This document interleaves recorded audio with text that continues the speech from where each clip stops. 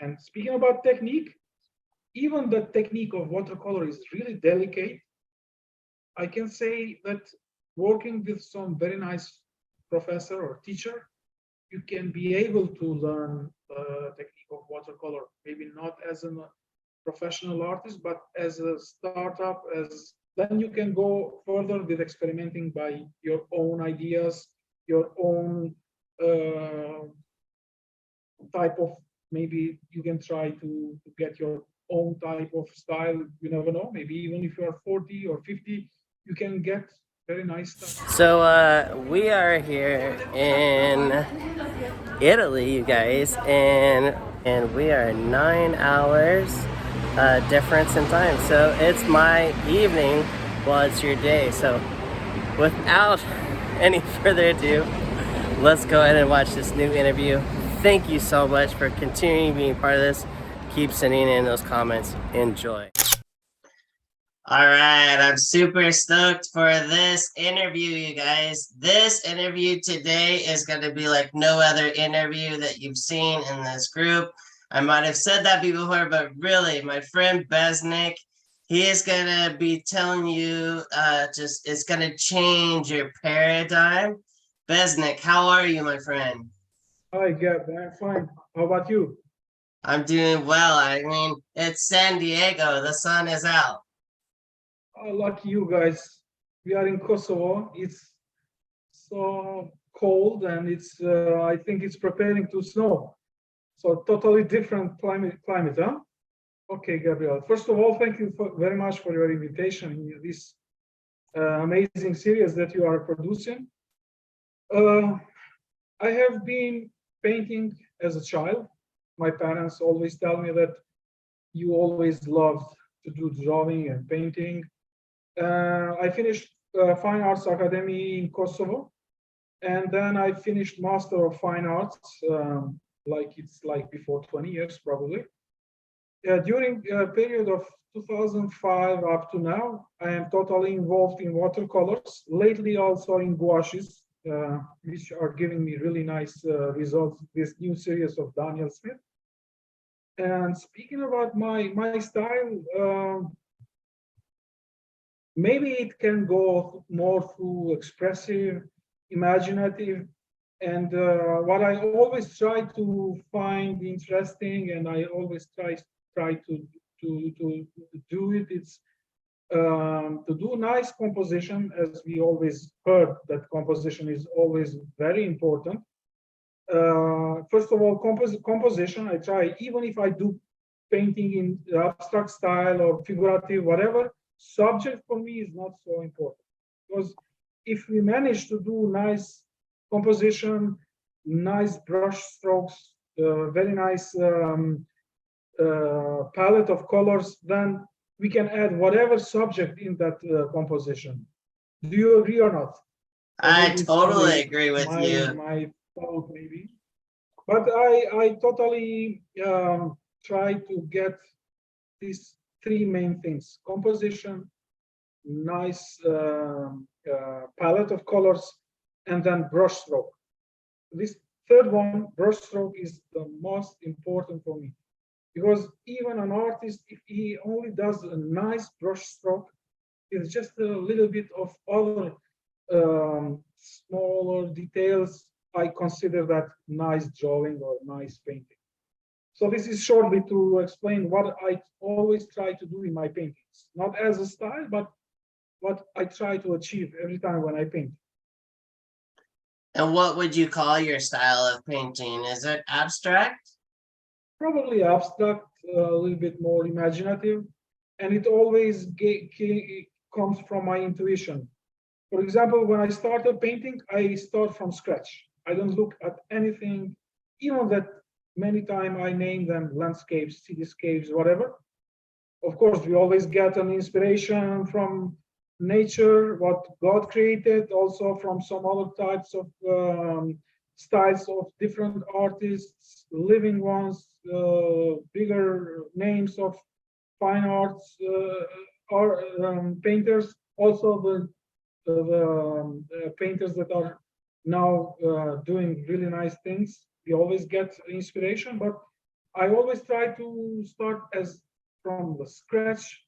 Even if I do a brush stroke, then I try to do combination with another one, with another color, with another structures, with another smaller brush strokes, and like this to manage the composition first of all, then the palette of colors, which is very important. How we as an artist we combine the colors, and this is it. Very simple, but maybe it doesn't come very easy. It needs a lot of practice to do abstract. I find abstract a little bit more problematic, let's say, more delicate work to do, and especially in watercolor medium. You already know because you are a very nice artist, which you are doing watercolors.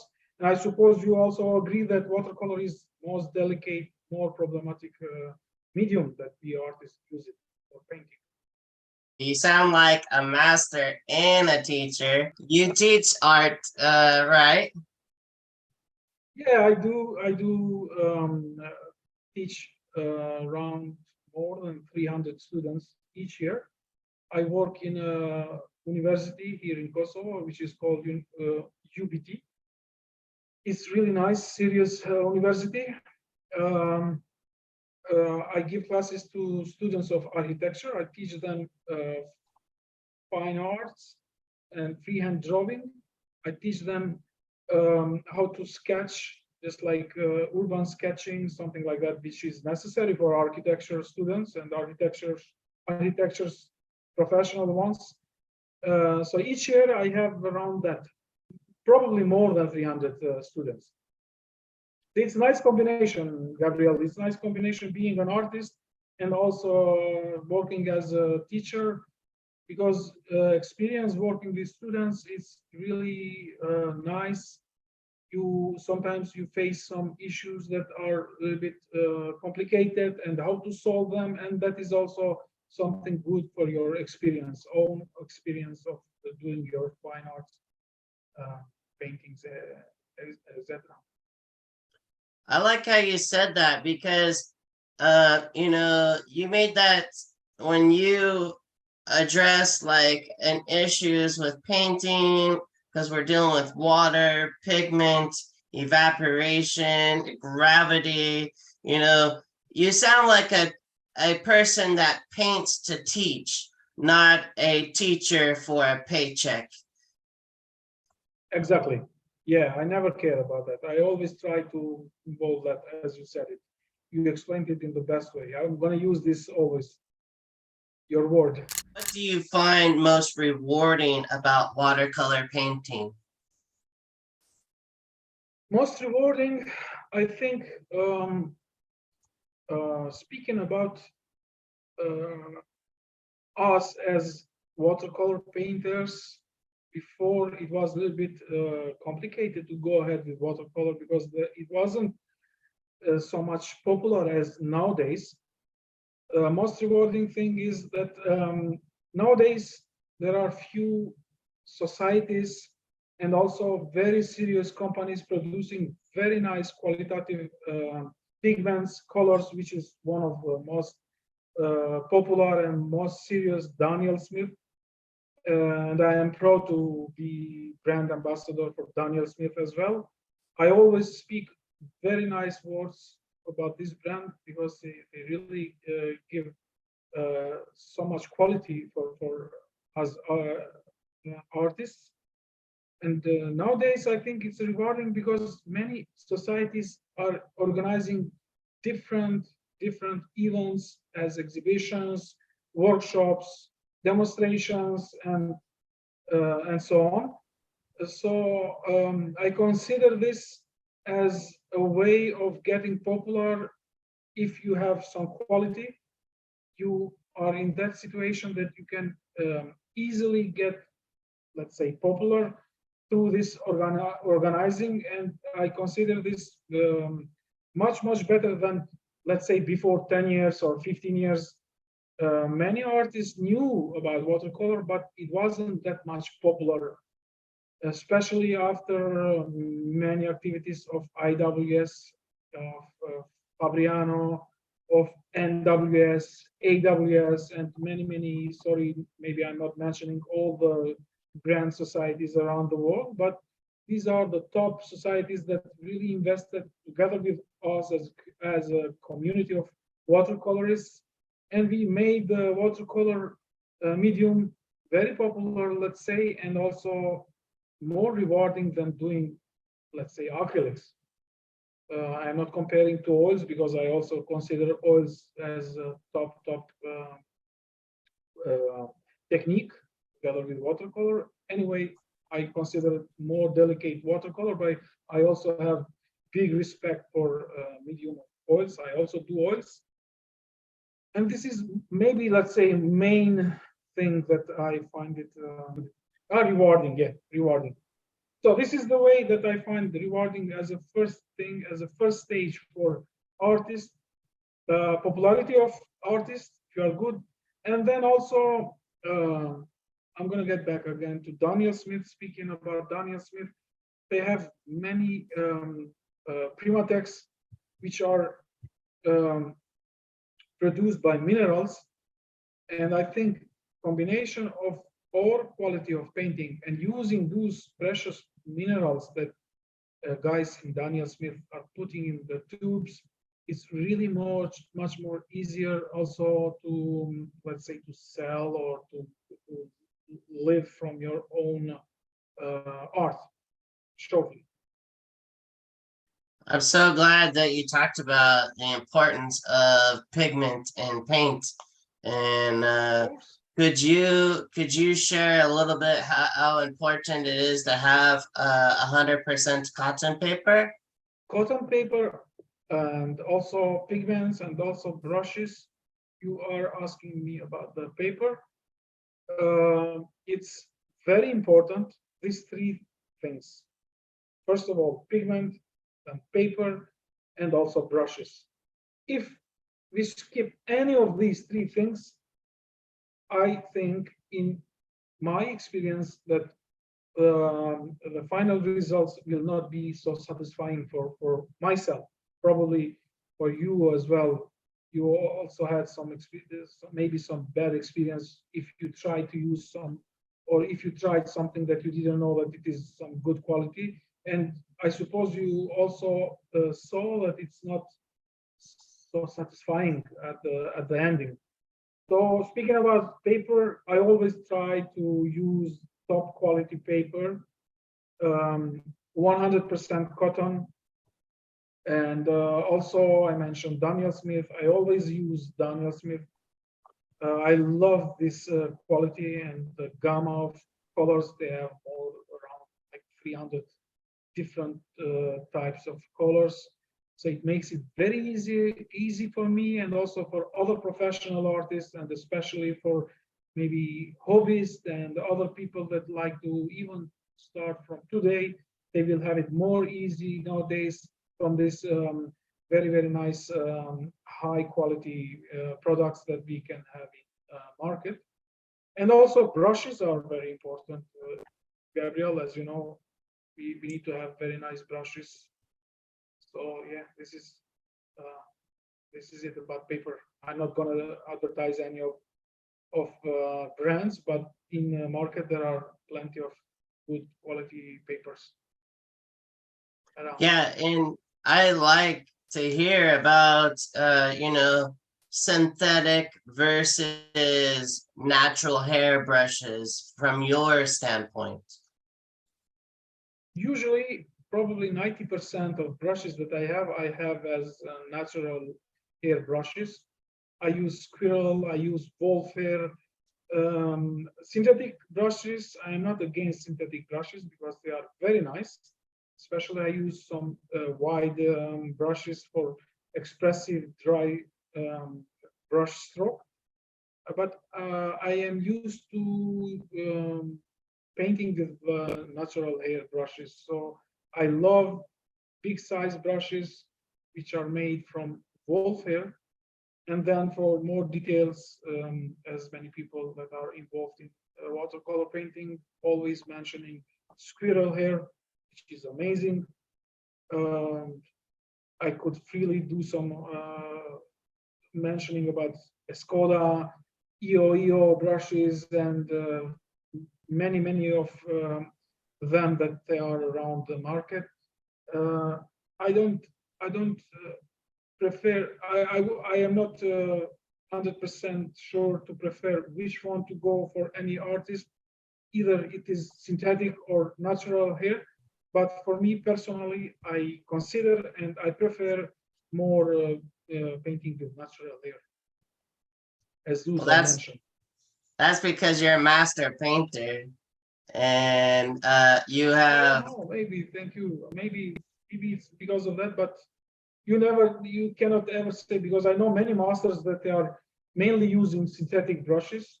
They love that, and I think it doesn't depend on which type you use for being professional or non-professional.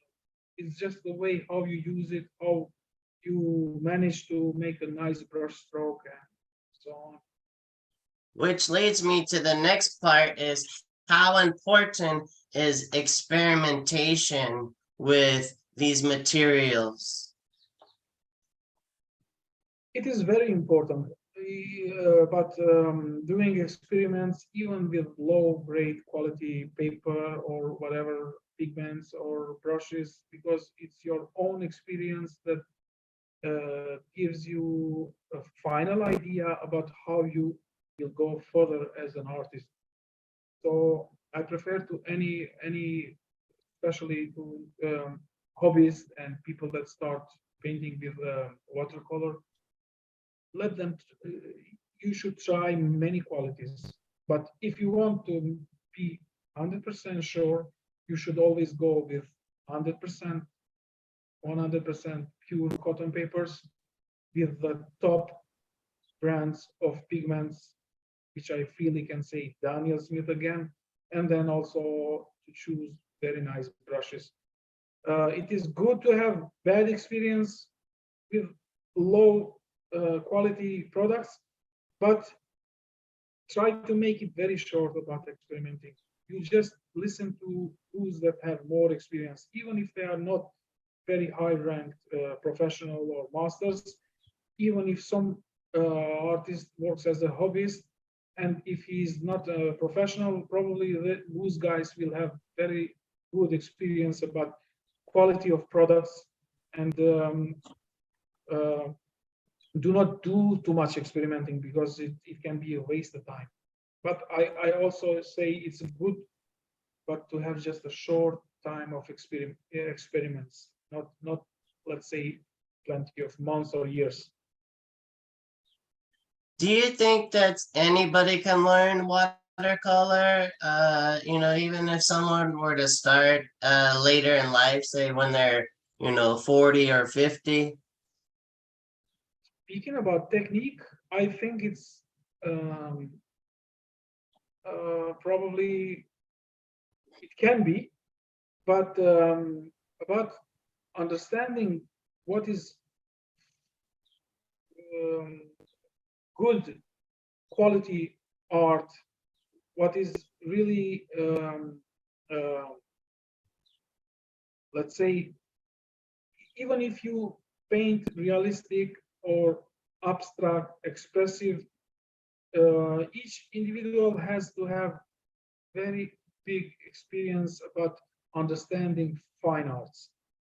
So each individual should be in that position that, let's say, if you have in front of you two paintings of Grandmaster Pablo Picasso, you should be um, in that stage that you should know to criticize both of those two paintings and to know which one is better quality than the other one, if you want to go further with style of your painting.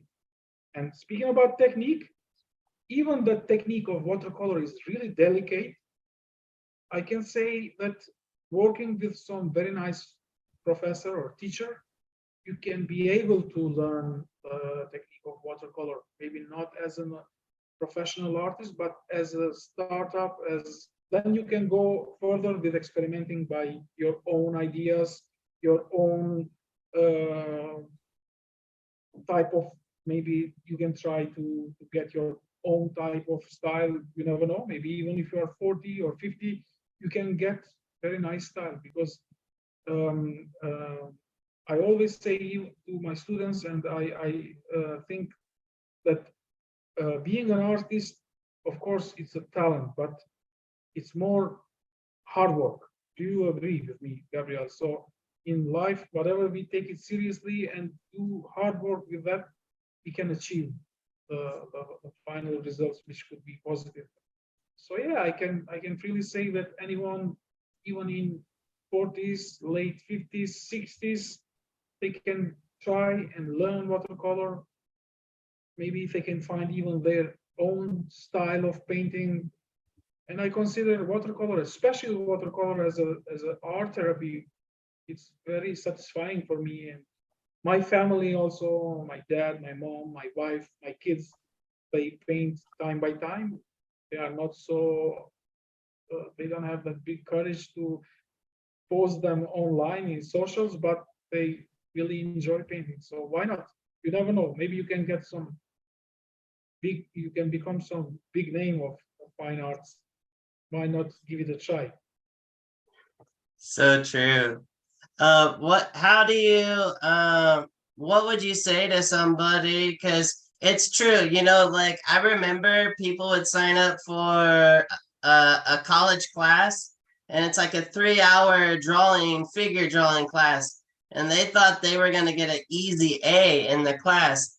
But no, you have to put in the time, the work, the research, the effort, and then they find out, I don't know if I really want to do this as a job for the rest of my life.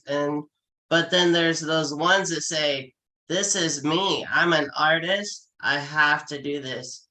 What would you say to those people that, you know, that would want to go into your field of teaching?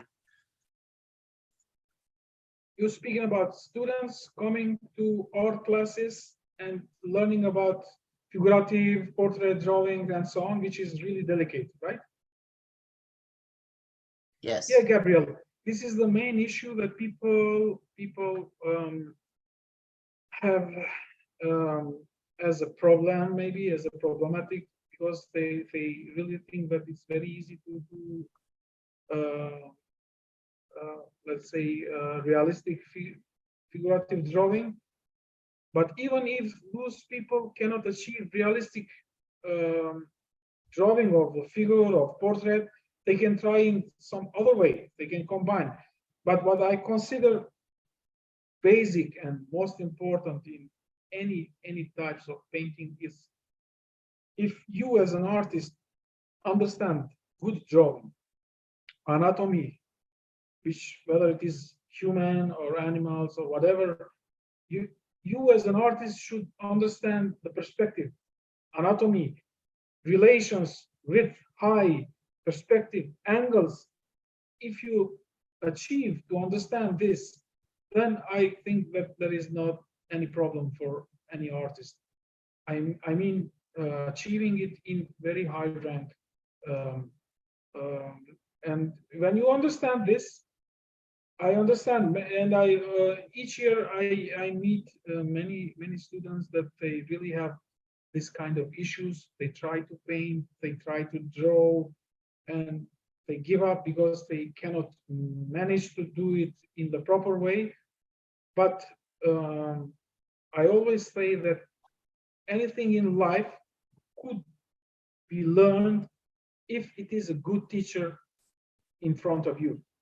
I'm not speaking about myself, but uh, I think this is a true, because if somebody explains in the right way how to calculate, how to measure, how to do the shapes of a human body, how to paint the shapes of eyes, of face in total, then it's very easy for you and me and everybody to understand.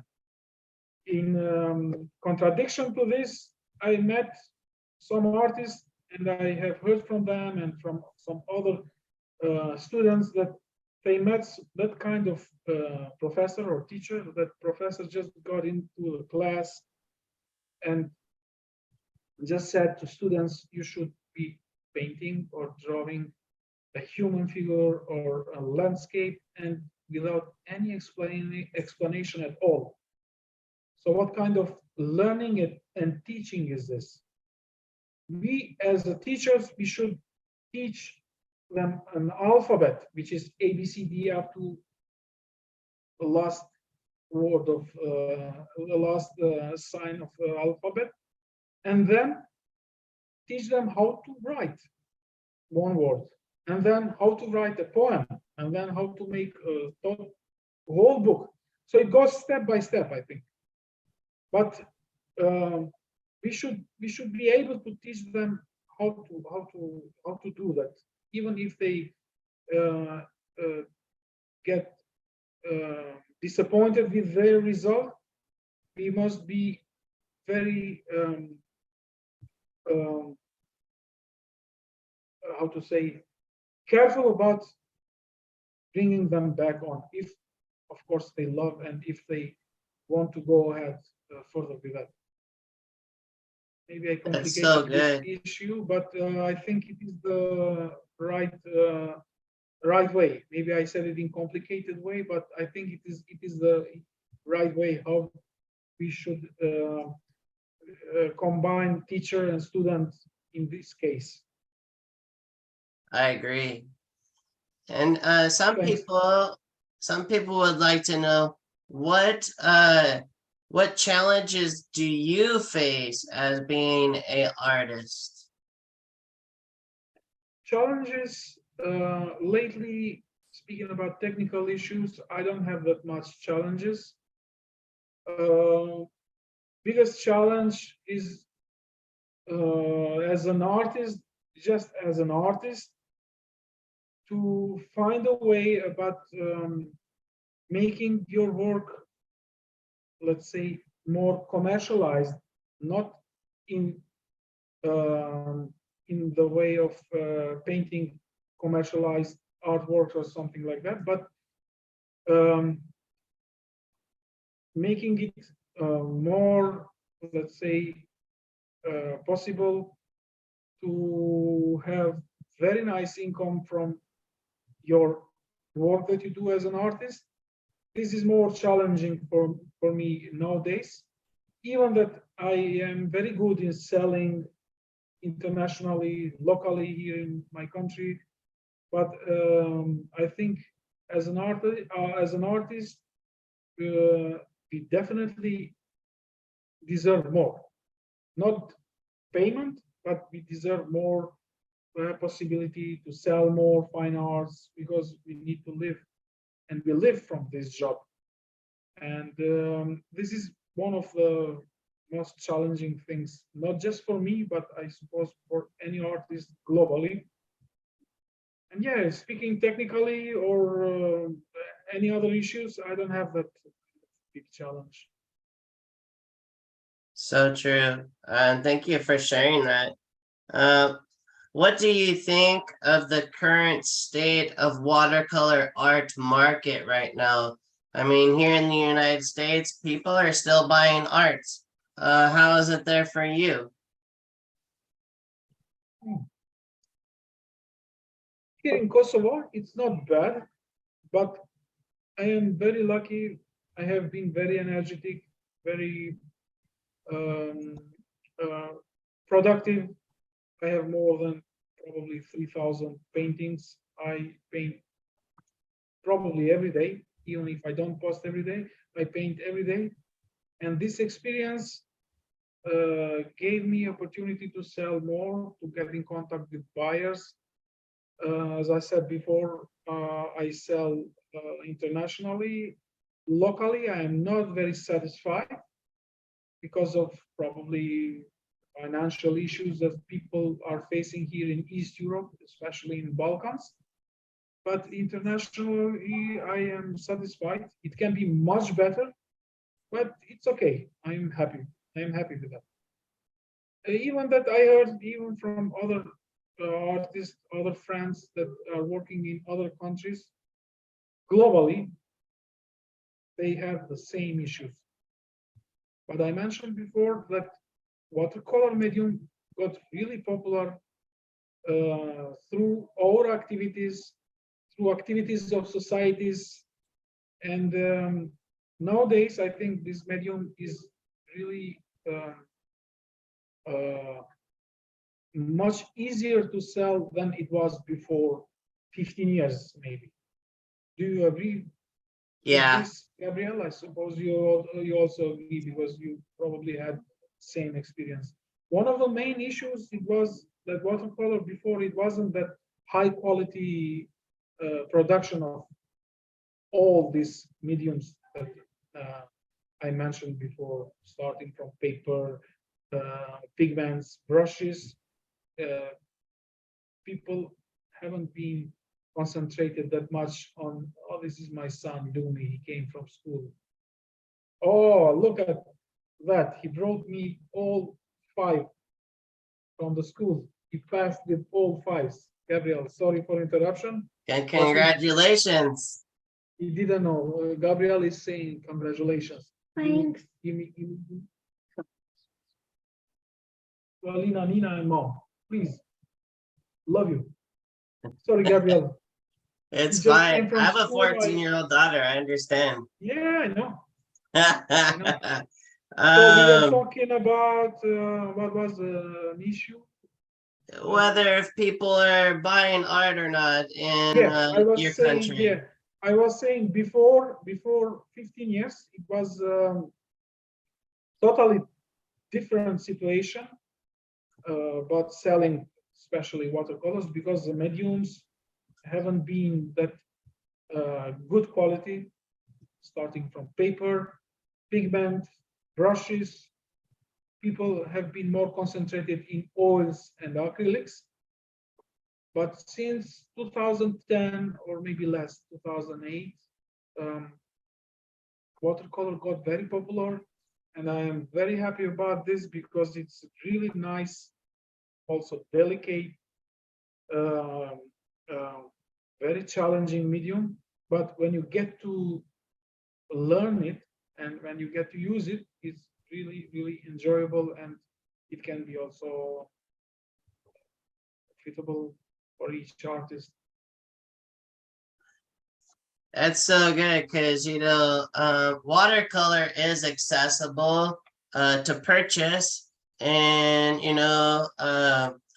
there when an artist like yourself is producing art regularly, there's lots of opportunities. And I know you travel as an artist. You're known globally and international artist. Can you share some experiences of how you've collaborated with other artists in like Europe? Like Fabiano and these other events? Yeah, this is one of the greatest things that happened to me and to many other artists involved in watercolor medium. I mentioned the different societies, different activities. Let's say before 10 years, I was very good in painting because when you study fine arts and you finish the master degree, you get to know many aspects of fine arts. But to be honest, I have learned many other tricks, many good things, especially about watercolor medium from different countries, from different masters around the world. I don't want to mention their names because I might miss any of their names, so I don't want to put any of name. But I have hundreds of friends, hundreds of very, very high-ranked masters around the world, and I have really learned many tips, many tricks, and then I also, whenever I go around, let's say when I went to China, Vietnam, Thailand, or around Europe. Last year, I was gathered with my family, my wife and kids in Paris. We always get inspired by architecture, about new cities, new places that we see. So it's like uh, very, very inspiring for an artist if you travel a lot. You get to know many different kind of cultures. You get to learn different kind of more maybe advanced tricks of different techniques of watercolor, let's say. And you also in same time get inspired. I got inspired, and we get inspired by different natures, different landscapes, different cultures, different cityscapes, and so on. So this is the main thing that I find it, let's say, positive about traveling and getting to know each other. So through Daniel Smith, I met you, which I consider as a good friend, even that we still never met. But I suppose this year we will meet in Bologna. Probably you're gonna be there. I Yes. suppose. So yeah, we're gonna have coffee. We're gonna paint together. So what I can say, what is more precious than this? Having good friends, painting, having good company. This is more than enough for me. If they've watched this far and we've talked about Daniel Smith, people are going to want to know your story. How did you become a brand ambassador of Daniel Smith? Okay.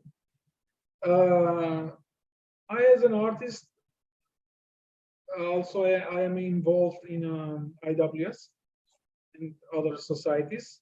So it was 2017 that I have organized the first watercolor biennale in my country, in Kosovo, Republic of Kosovo. And then, as all organizers, we need some sponsoring and some support from these top names of watercolor brands that they produce. And then I got in contact with Catherine, and I want to say hi to Catherine and to tell her thank you so much for always supporting us. She was very friendly. She was willing to support and to sponsor my event, and she did it. She sent plenty of awards for international artists that got award during the watercolor biennale. We also demonstrated with the Daniel Smith watercolors, and after this there were other events. Time by time I always got in contact with the guys, with Catherine and John, and I also want to thank John. Thank you a lot about doing so many good things for me and for other artists as well. So these guys were very friendly, very generous about helping me and also my country in the same time, but supporting with different pigments. And time by time, I came into that position that I got an invitation about becoming a brand ambassador, and it was one of the greatest things, luck that happened to me. I was very happy, and I'm still happy to be a brand ambassador of Daniel Smith, because it's really privilege, a big privilege for me and you as well, and all other brand ambassadors. So it was like this, nothing more special. It was through this way I got in contact with guys, and then after I think 2019, something like that, it happened.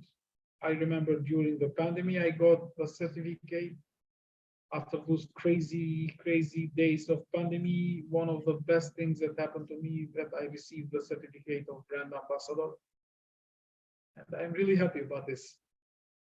That's so good. That's so good. You know, because we live in a time now of people that they want to get famous quick, like a wonderful opportunity to be a brand ambassador, especially from a country such as yours, you know, it's rich in the arts and life. What I think is amazing is there is really like no competition between like you and I. We paint so different, but there's one thing that we both really emphasize is the amount of water that is used in your paintings. There's times when I watch you paint, and I'm gonna put in the description your demo with Daniel Smith that you did on the Zoom, and we'll put other things of how they can get a hold of you. But before we get to the end, we got to get to the best part: is how do you make those juicy, beautiful washes of rich color? Oh, thank you for these nice words, Gabriel. I also like your artworks. Let's not give so much compliments between each others because let's keep a little bit modesty between us. But yeah, you are doing very nice paintings. Speaking about my style, how I do it is totally, I can say 100% my intuition. Of course, experience, but always intuition. Of course, we should know how much water we should add to mix with pigment and so on. And this is coming from your experience. And this is also related to that, how much an artist should be experimenting. This is coming also from experimenting for a few months, maybe, because I always experimented how much to add water with the. I never have a definite formula how to mix water with pigment, but it comes more just like, those special 3-star Michelin cooks that they know how many pinch of salt and sugar or whatever they use to put, and just comes very nice. Whatever they cook or they prepare for food. So it is same with us as an artist. Before I have seen some grandmasters, they were just taking a pinch of water with mixing with pigment, and I said, "Oh, come, this guy." For example, I met one of the big names in China, a very old guy around 90s, 90. Old grandmaster. He was painting like from his intuition, very big, big master, huge experience of doing watercolors, and he was just doing it very easy. So I think it comes from experience. It's not some formalization that I could say it, but as a startup, maybe I could say it should be 3 types of liquids. One is pure water, one is looking like a tea, and another one like let's say macchiato or cappuccino. So when I have those very more rich color, not soft color, which is mixed with water, I would prefer to anyone that wants to experiment to go with viscosity of how it's macchiato. We all know the viscosity of macchiato. So that is always my viscosity that I use for those rich contrasted colors. Then I go with let's say when I make a thick brush stroke of that particular color, then around it I play with maybe just a pure water or with more with some other color that I mix more, when I put more water dissolving with the pigment, which is fluidity or viscosity of the tea and so on. But I always combine different viscosities, not just one viscosity. We should combine different, let's say 3 or 4 types of viscosity. And always I get back to the brand, to Daniel Smith. It really made my way of painting more easier, because there are plenty of colors. Maybe 90% of all of my paintings, I don't do mixes between 2 or 3 colors. I always use one pure color, in my painting. Of course, dissolving it with water in different viscosities, but maybe let's say just 10% of my all paintings, I have been mixing colors between one or two. Of course, layers. I'm not speaking about layers, but I am speaking about one particular color to mix in my palette.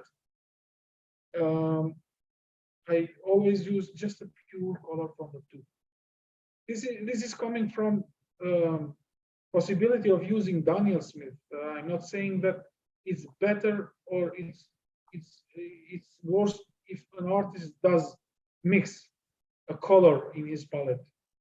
An artist should be a grandmaster also to make his own palette, his own colors, about mixing one or two or three, whatever colors.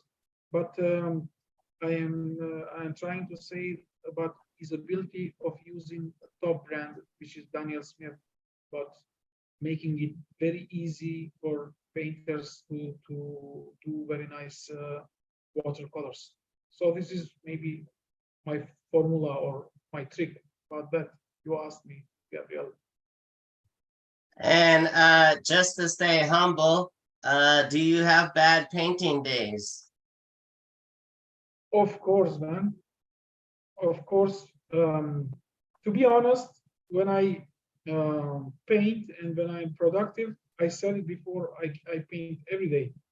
But having a good painting, which I really enjoy and love it, it also is more connected with my mood.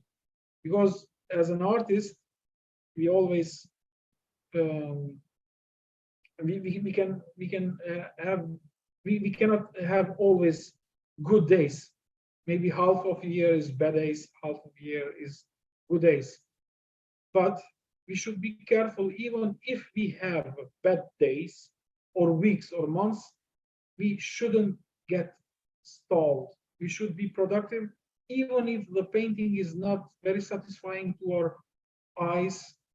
We shouldn't stop, because I consider being an artist is just like being a soccer player or tennis player, because I suppose even yourself, when you stop for, let's say, 1 month or 2 months without painting or drawing, you get like in that stage where if you start after 2 months, you will be a little bit off back with thinking, with concept, with technique. So we need to do it like that. I'm speaking about myself, but I also heard from other masters or other painters that you cannot stop. You should be at least productive, at least during a week, to have 3 or 4 paintings if you want to go further and be a productive artist. Otherwise, I cannot find it other way. Of course, I have bad days, but as I said, even if a bad day is around me, I will try to do some art therapy for myself, and just to do some, at least some brush strokes, or just play with trying to get some new color palettes for my next painting and so on. That's so good. You know, in today's world, there are some people, I see it more with acrylics, because acrylics is a little more forgiving than watercolor. And some people just pick any color and just start throwing it on a canvas because maybe they can paint over a color that looks not good. As a watercolor artist, how do you choose the colors that will go into a painting? Well, this is a serious issue about Bruce painting in abstract style and using some medium which is easy to use, as you mentioned, acrylics, or whether it's oils. It's very easy to manage or to cover the mistake. In watercolors, you cannot do it, because if you do it, you already know it will become a gouache or whatever other technique. It's not going to be a pure watercolor.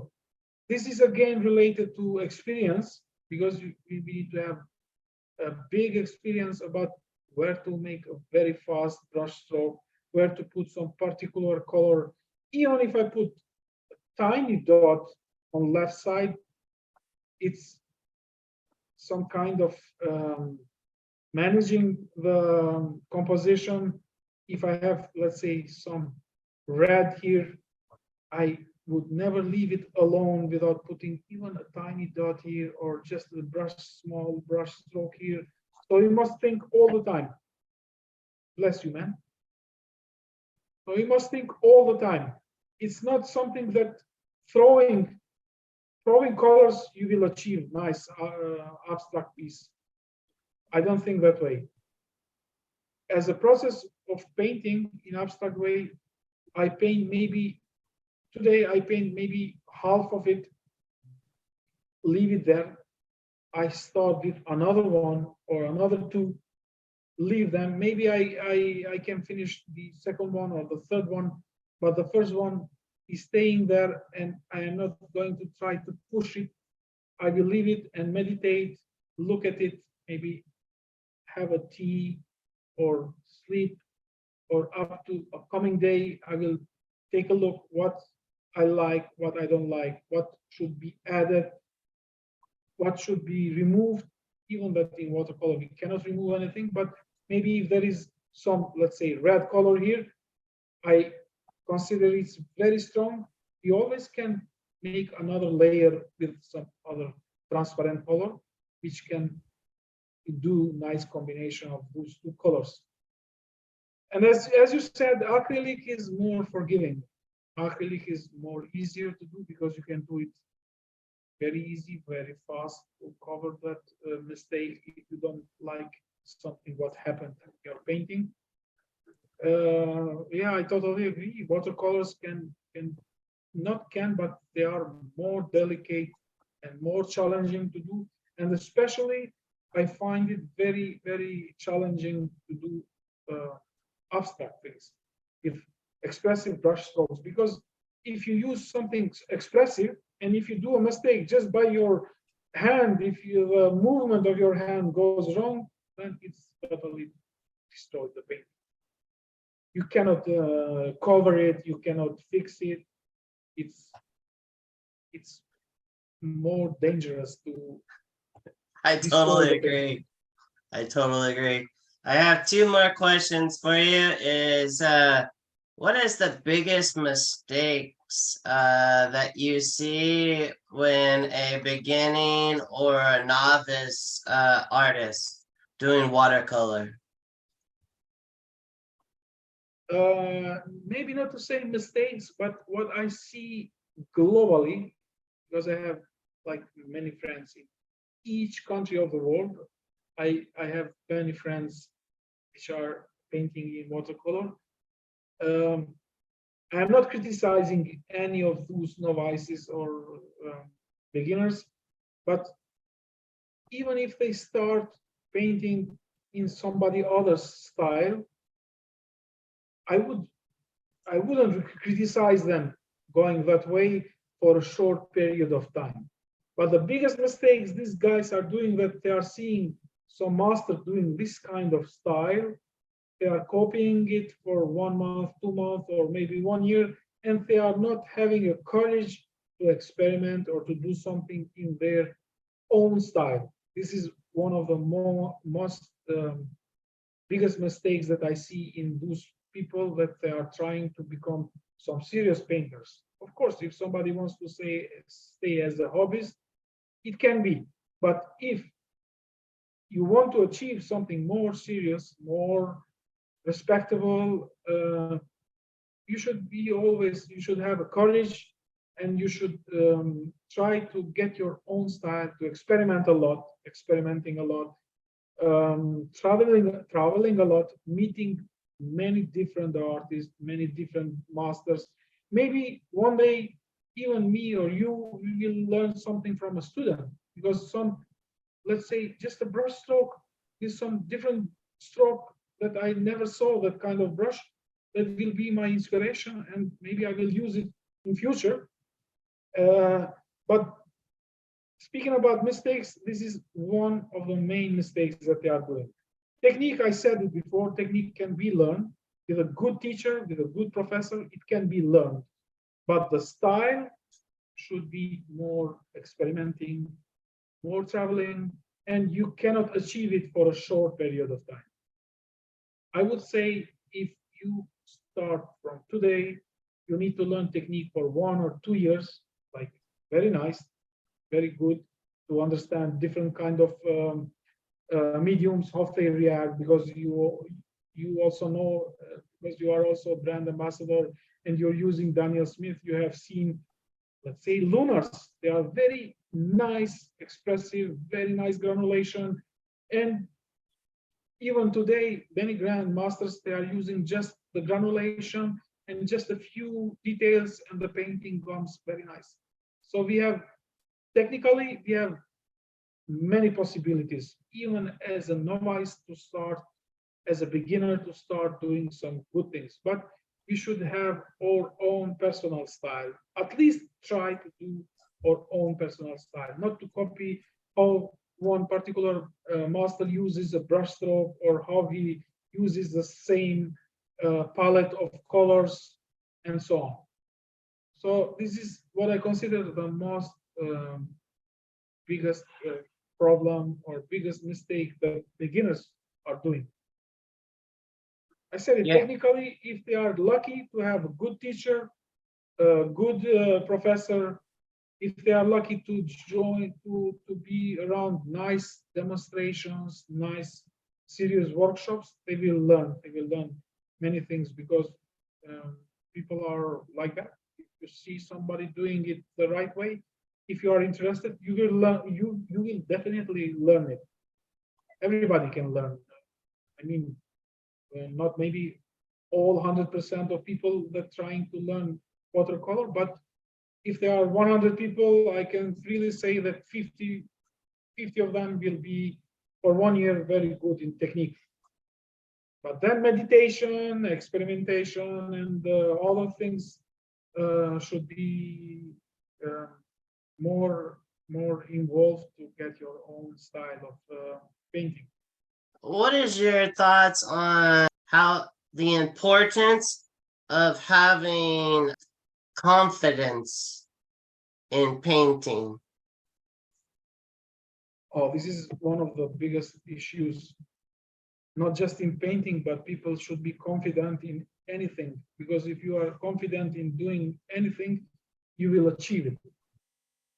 Just two factors: your confidence and very good teacher. That's it for technically. Let's say nowadays I'm crazy skiing. I'm very crazy skier, doing many crazy things during skiing. But as a young, uh, at age 10 or 11, something like that, when I started to learn skiing, I was brave enough and I had very good professor, and then it happened. I learned skiing and that's it. And also speaking about fine arts, everybody should be brave and should think about themselves that it's going to happen, it will happen, but if it is not a good teacher or professor, that's really bad luck for them.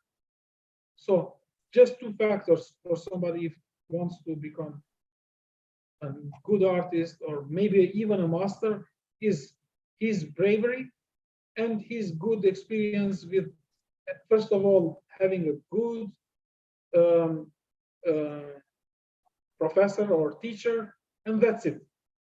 Because if you are brave enough, you will go ahead further and you will experiment with what a teacher taught you, and you will go in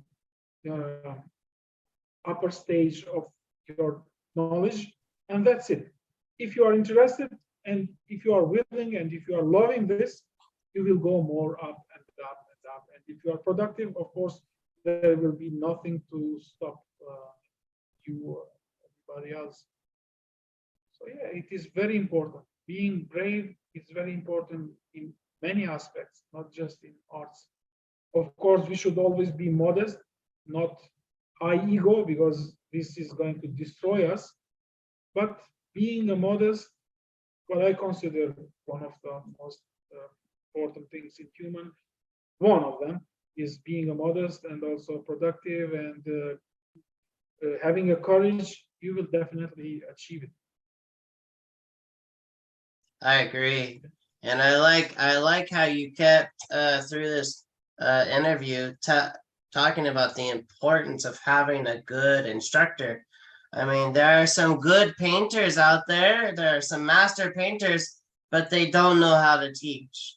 And it's okay. Not everybody is meant to be a teacher. And I think my experience is if well, you said it, if that teacher is not working for you, there are many other teachers out there that can work with you and give you the feedback that you need. Now, if people are watching this much of the video, means you're really liking what and maybe there's someone out there though that's watching this video, and maybe you've been doing art a really long time, but maybe something tragic's happened in your life. Maybe you're not painting right now. Um, Besnik, I know we have things in our life that happened, and so what would you say to that person that maybe hasn't picked up the paintbrush and kept it wet? What would you say to that person? I would tell him just after he hears or she hears these words, immediately grab the brush, grab the paper, grab the pigment, and just throw some brush strokes. Just play with it. Everybody knows that nowadays, these last years, many people are using art therapy. What is art therapy? It's this. You pick some paper, some brush, some pigment, and just do it yourself. Let the flow of watercolor excite you and make you feel, let's say, better, and that's it. Even if you are not satisfied with the painting, with the result, whatever, it should be considered very precious for you and for anybody. For example, I consider precious even a tiny brush stroke that anybody does it, because it should be and it is precious, even if it is not a master or even if it is not a beginner, just a hobbyist doing something, just some brush strokes, it should be considered precious. And if somebody didn't paint or had a really bad days or months, I guarantee them from my own experience that you just start painting, start touching your brushes, at least wash them or make them tidy or whatever. Just go around them and you will definitely feel much better.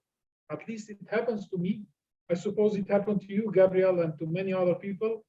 But anyone listening and watching this conversation between us, I hope they will find it inspiring just to make them do at least a brush stroke. So yeah, just go ahead and do it. Me and Gab will be here for any tips if you want. I will give few tips for free. So anyone wanted to contact me, I will give some tips for free. Not all, but few tips. I will do that. And if people wanted to get a hold of you, how would they get a hold of you, Besnik? Oh, do you have a website? I know you have a Facebook. Yeah, mainly I use social media, just Facebook and Instagram. I had a website, but I just didn't go further with that. I don't know, these social media are, I think they are much more better for communication and for promoting and everything than having a website, because it's more easy to access and you are every day there. So mainly I use Facebook and Instagram. Anyone wanting to contact me, feel free or whatever, even sharing some images of my paintings or asking about how I achieved a particular effect, or which color I used in this painting or in the other painting, or which effect of granulation, feel free to contact me. I will share few tips without any problem.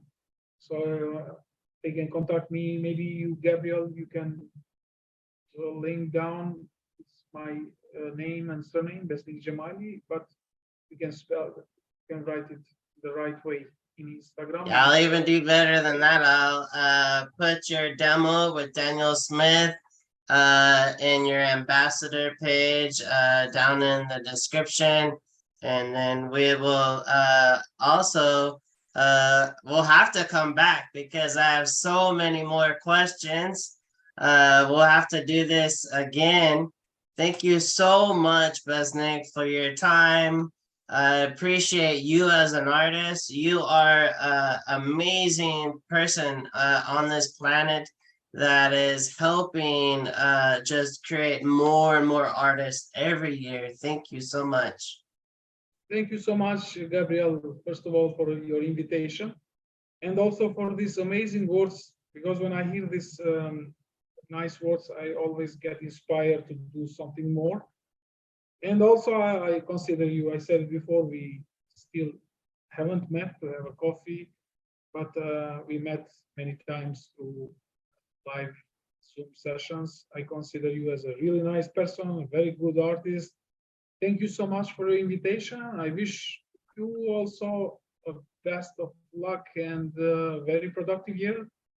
And we keep in touch. Anytime, I would be more than happy to join these live conversations with you, and hope to see you this year very soon, probably during April.